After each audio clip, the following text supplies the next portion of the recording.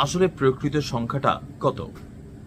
উত্তরের milestone school and কলেজে যে বিমান দুর্ঘটনার ঘটনা ঘটেছে, সেই ঘটনায় নতুন একটা চ্যাপ্টার যোগ হয়েছে যে সেখানেও অতীতের রাজনৈতিক সরকারগুলোর মতন আমাদের ইন্টারিম গভর্নমেন্ট, বলা হয়ে থাকে যে বাংলাদেশের ইতিহাসের সবচেয়ে সেরা নাকি এই সরকার। কিন্তু এই সরকারের আসলে কোথায় ভয়? কেন এই ঘটনায় প্রকৃত লাশের সংখ্যাটা জাতি হিসাবে আমরা জানতে পারলাম না? আপনার বেশ কয়েকজন স্কুল শিক্ষকের মধ্যে একজন, কি জানি নামটা, এই লোকটা বলছিল খুব বেশি মনে নাই, 20-30 জন। আরে ভাই, আর লাস্ট আপডেট তো পেলাম 32 জন। জাতীয় গণমাধ্যমে আসার সংখ্যাটা এই মুহূর্তে 32 জন, আহতের সংখ্যার তো হিসাবই নাই। তাহলে কেন এই লুকোচুরি করা হচ্ছে? সরকারের ভেতর আসলে ভয়টা কিসের? ভয়টা হচ্ছে কি জানেন, এই সরকারের যে ম্যান্ডেট ছিল জনগণের পক্ষ থেকে, সেটা কিন্তু নাই।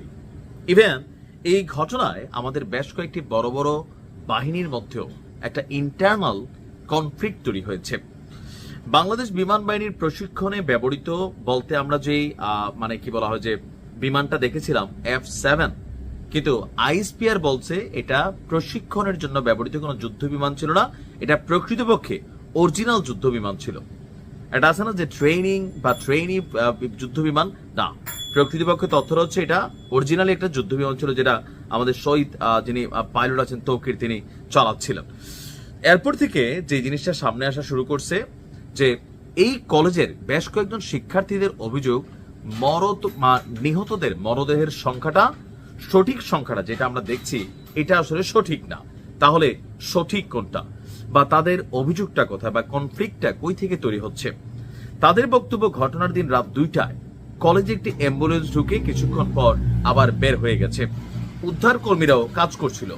বেশ কিছু ভিডিও ভাইরাল হয়েছে, বিভিন্ন ছাত্রদের বিভিন্ন গণমাধ্যমে দেওয়া সাক্ষাৎকার, বক্তব্য। কেউ হয়তো এখানে অনেকে গুজবও ছড়াচ্ছেন, বাট আমি যতগুলো ফুটেজ দেখেছি, সেখানে বেশ কয়েকজন শিক্ষার্থী, তাদের অভিযোগ ছিল যে প্রকৃত সংখ্যাটা আড়াল করা হচ্ছে। এখন প্রকৃত সংখ্যাটা আড়াল করলে আসলে সরকারের লাভ কি? আবারও বলি, সরকারের লাভ হচ্ছে এই মুহূর্তে যে একটা উষ্মা জনগণের মধ্যে গোস্বা, ইতিমধ্যে গতকালকে যে ট্রেইলার দেখছেন, এটাতে এই সরকারের ভয় পাওয়া স্বাভাবিক।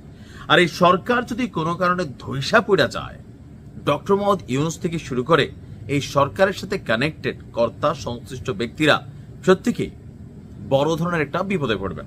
হতে পারে এরকম নানান আশঙ্কা, নানান শঙ্কা। আমাদের প্রধান উপদেষ্টা তিনি কান্না করছিলেন হাউমাউ করে, যে কি জবাব দেবেন, আসলে কি জবাব দেবেন। তিনি রাষ্ট্র ক্ষমতায় আসার পর থেকে এনসিপির গুটি কয়েক নেতাকর্মীদের ভাগ্য বদলানোর খেলা ছাড়া, খোদ নিজের ভাগ্য বদলানোর খেলা ছাড়া জাতির ভাগ্যে আসলে কি ঘটছে সেটা নিয়ে জাতির মধ্যে কিন্তু ক্ষোভ তৈরি হয়ে গেছে। নানান ধরনের স্লোগান ডক্টর ইউনূসকে নিয়ে, এনসিপিকে নিয়ে গতকালকে চলছে। এর মধ্যে শিক্ষার্থীদের উপর পুলিশের অ্যাকশন, সচিবালয়ে ধাওয়া পাল্টা ধাওয়া। আবার এই ঘটনায় অনেকে বলছেন ছাত্রলীগ ঢুকা গেছে, ঢুকা তো যাবেই, এটাই সিস্টেম। যখন কোনো সরকারকে অস্থিতিশীল করতে হয়, বিপরীত দলগুলো নানান ছলে বলে কৌশলে বিভিন্ন বেশে এগুলোতে ঢুকে। আপনি দেখেন আওয়ামী লীগ সরকার পতনের পর আমরা দেখছি যে আন্দোলনের মধ্যে শিবির কিভাবে কানেক্টেড হয়েছে, এনসিপি কিভাবে যুদ্ধের প্রস্তুতি নিয়েছিল।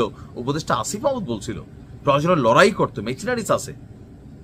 এখানে একটা বড় ধরনের চক্রান্ত তৈরি হয়। সো এই সময়টা এই সরকারের জন্য কঠিন একটা সময়। আমিও অন্যান্য ব্যক্তিদের মতন একই কথা বলতে চাই, নিহতদের প্রকৃত সংখ্যাটা সরকারের উচিত প্রকাশ করা, নয়তো এটা নিয়ে গুজব ছড়াবে, গসিপ ছড়াবে, আর ইফেক্ট ডক্টর মোহাম্মদ ইউনূসের সরকারকেই ভোগ করতে হবে। জাতি হিসেবে আমাদের জানার অধিকার আছে। ভালো থাকুন।